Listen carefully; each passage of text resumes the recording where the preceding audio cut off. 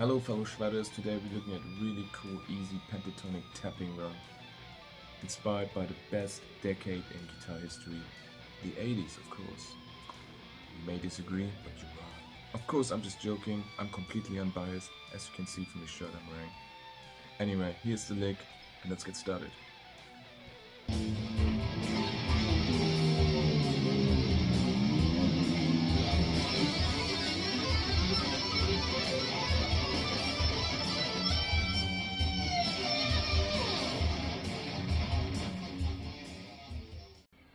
What we're doing is very simple. We are combining the B minor and the E minor scale. Before we get to the lick, let's look at those scales. So we're starting on the 3rd fret, on the B string, and this would be the D. 5th fret, E. 7th fret, F sharp. 8th fret, G. 10th fret, A. 12th fret, B. Again, it's the same shape on the high E string. So G, 5th fret, A. 7th fret, B. 8th fret, C. 10th fret, D. 12th fret, E. The lick itself combines the same shape across the fretboard on those two strings. Let's have a look. If you were to play this lick without the tapping, it would sound like this.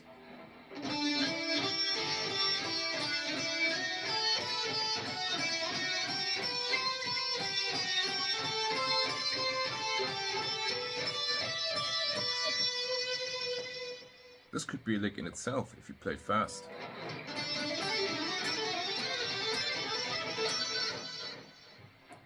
See how you can build up really cool runs that are fairly easy up and down the fretboard by just combining those two scales and the position.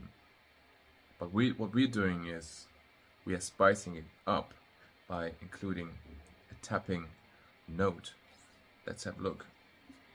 So, to spice this lick up, we're tapping the next note up in the scale. What do I mean by that? Well, our lick starts on the 3rd fret on a D. Of course, we're hammering onto the E on the 5th fret. Now, the next note up from this position in this scale is F sharp on the 7th fret. Same applies to the high E. G, hammer onto 5th fret, A. Tap 7th fret B. Right, so now to complete the sequence, we're pulling off B back to A on the 5th fret, back to G on the 3rd fret. Right? Then you hammer onto the E on the 5th fret on the B string. You tap F sharp on the B string, and then you're doing the same again. Pull off F sharp to E, back to D, right? So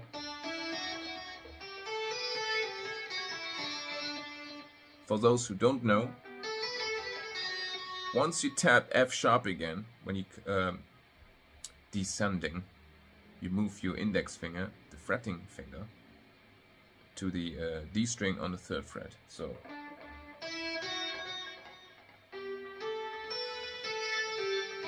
see, once this finger hits the E note on the 5th fret, I'm lifting up my index finger and position it on the D note on the 3rd fret on the B string. So I can pull back off from F sharp, E, then back to D. This is the sequence basically.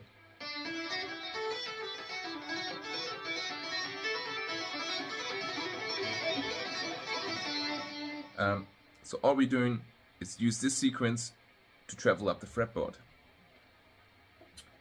Once we pull back off to D, we are moving one step up, one whole tone.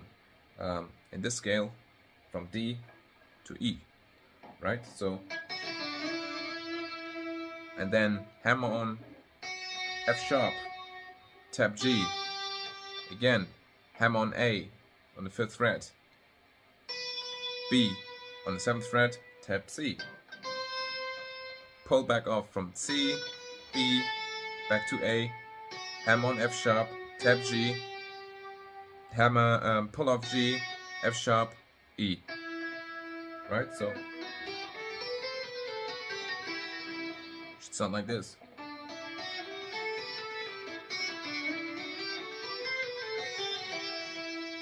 Now we're doing the same again. Move up to the 7th fret, now F sharp.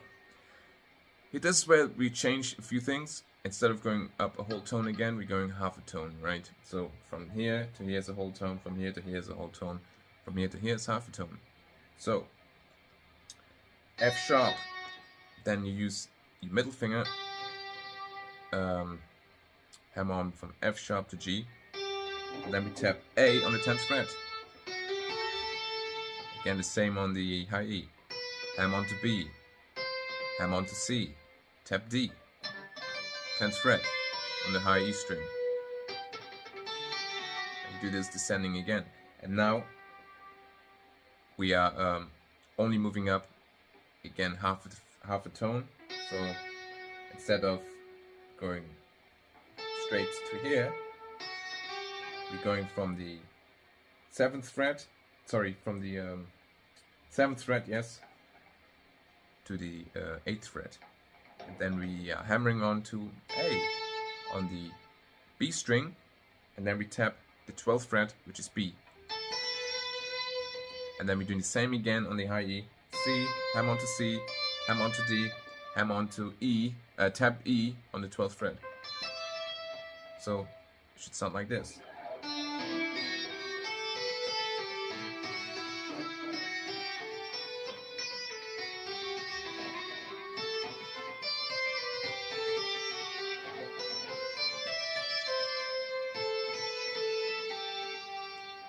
Could even finish the run like that.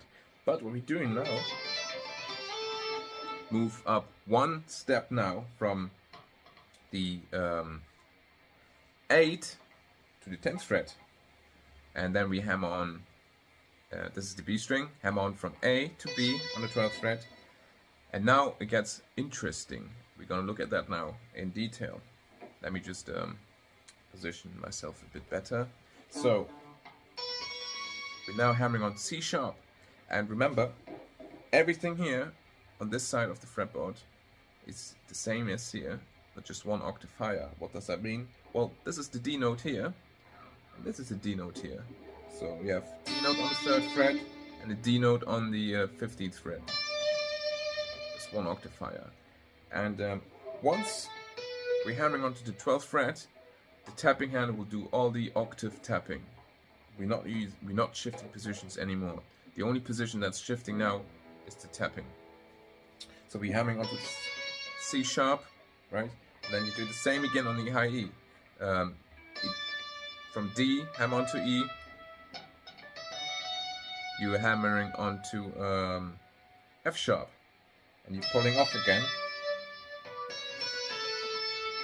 right? And once you pulled off back to A on the B string, you tap the 12th fret again, and now you're doing the same again, but you're going up the octaves. So basically you're tapping the G note now,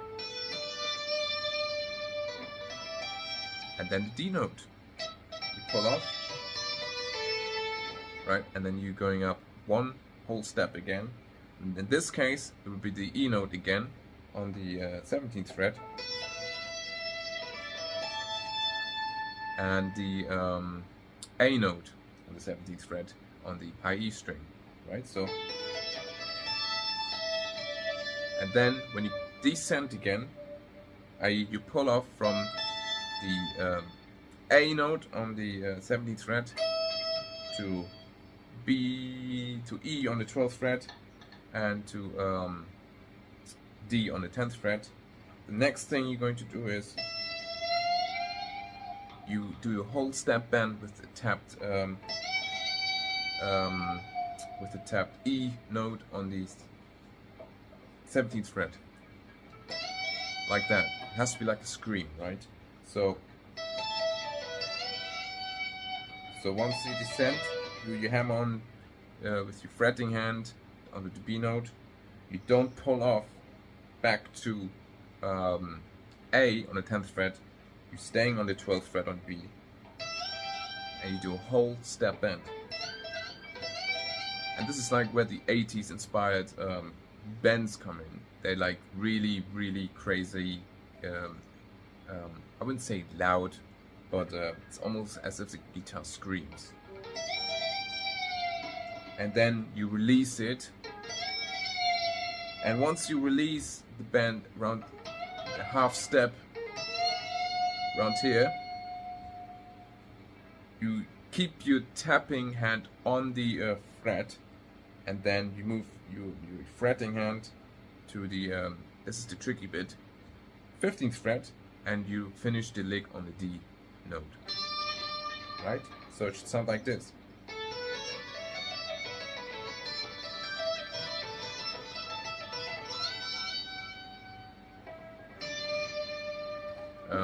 Let me play it with a bit more gain.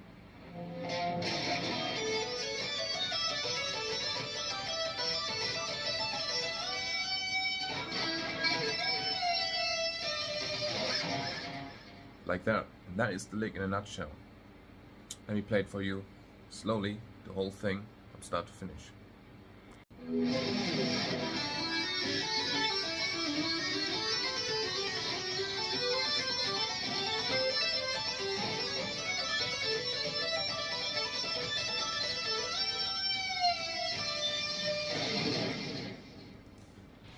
This is the lick in a nutshell. I hope it was informative, and I hope you liked it. I will cover some more topics like special articulation, how to build solos, and more. So if you're into that sort of stuff, leave a subscription, and I'll see you next time. Ciao.